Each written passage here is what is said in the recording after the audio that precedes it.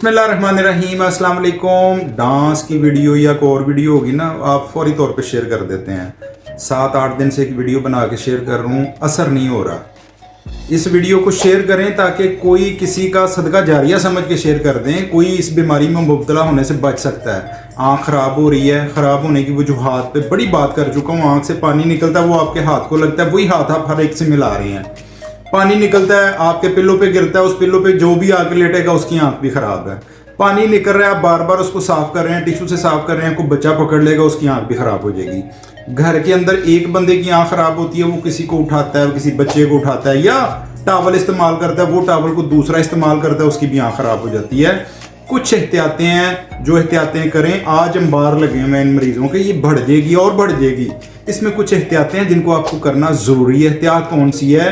towel, साबुन, pillow, tissue, ये चीज़